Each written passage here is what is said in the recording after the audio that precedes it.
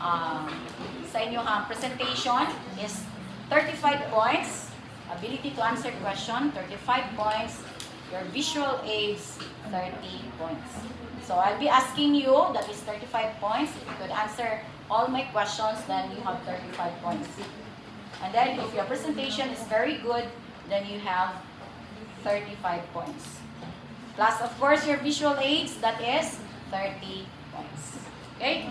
Any question? Any question? So it's time for you to show up. Show your abilities. Yes. Kano sana after quiz? Next week. Ang katong sa illustration board, you submit that a day before final exam. Pero katong report next week na. Thursday.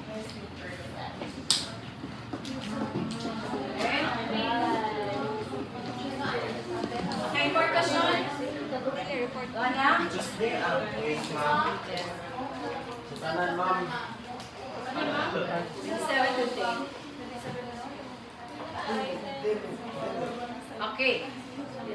So, you have here, there is also beta oxidation of unsaturated fatty acids. Because unsaturated, these are mga oil. Okay. This proceeds in the same way with an extra step that isomerizes the cis to trans double bond. So, muna ang hilimayo. During the breaking process of unsaturated fatty acids, when the cis double bond is converted into trans fat, from cis fat to trans fat. So the have you heard of the trans fatty acids?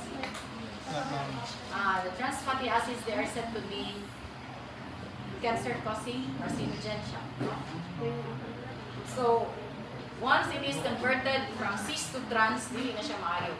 Now, like for example, atong oil class, before it is heated, ang iyang double bond is said to be in a cis phase.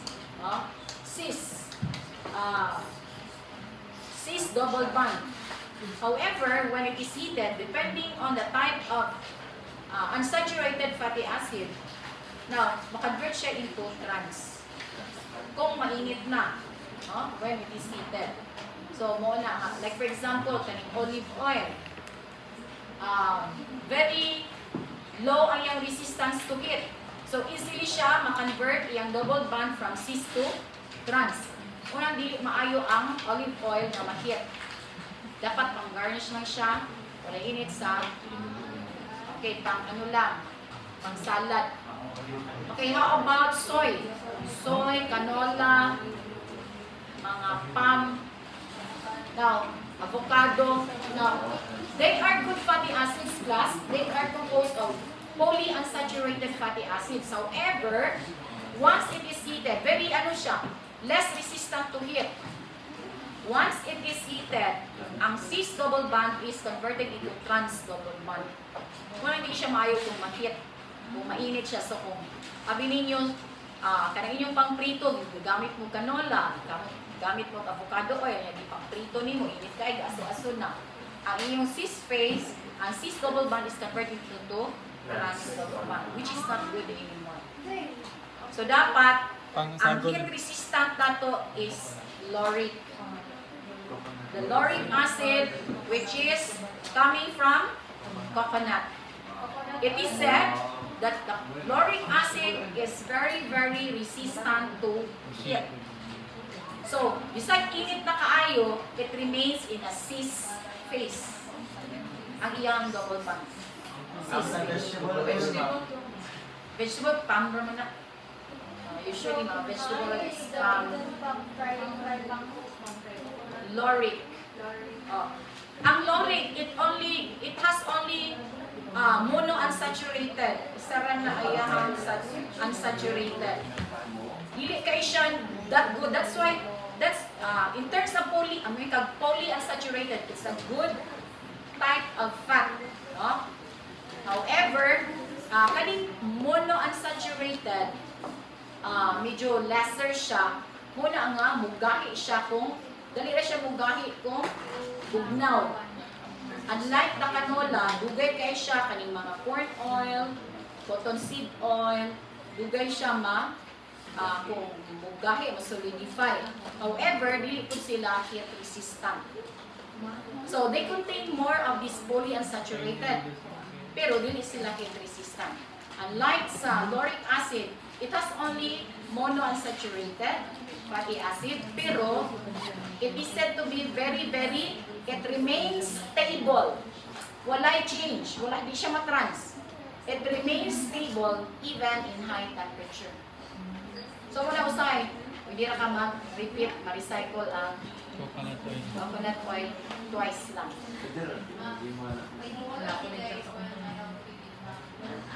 Wala yun siya kung mainit lang ga. Anything, okay rin yung canola, kanang mayin anak, rich in polyunsaturated, basta hindi lang siya hindi kayo mainit. Olive oil, no heating. No heating. Hindi na siya ma-resist of heat.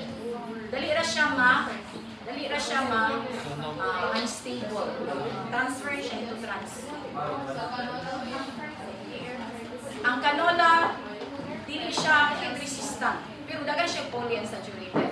It's a good type of oil, pero dili siya heat resistant. Pasanggo na siya ng tama. Pasanggo lang. Pwede ra. Or, pwede ra dahil dili kayo init. Like, panggisa lang. Ipanggisa. Alitan. So, but when it is said to be heated with a high temperature, so naa siya, ma-unstable siya.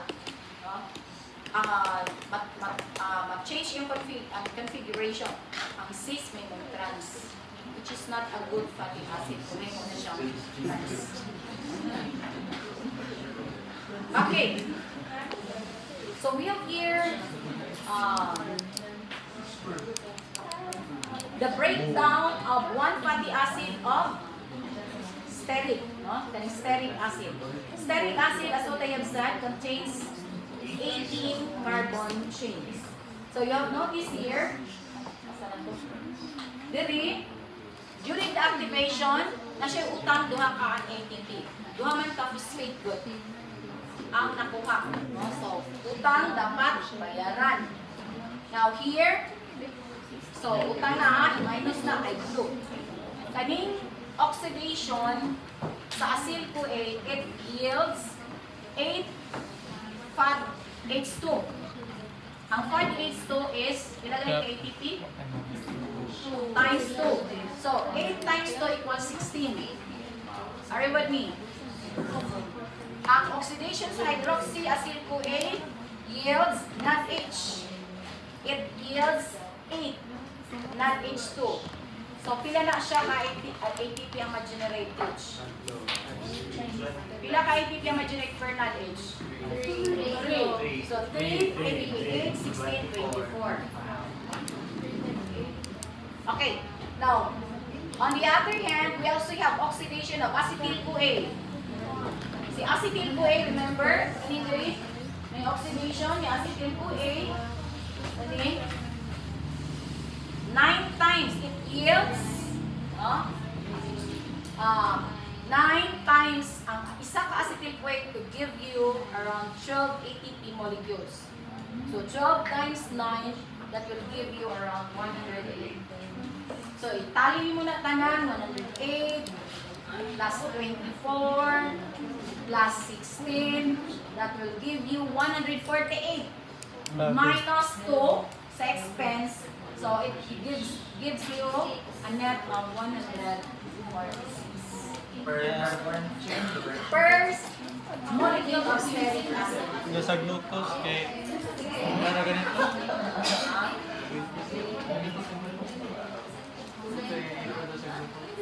Ang glucose is only 36 net.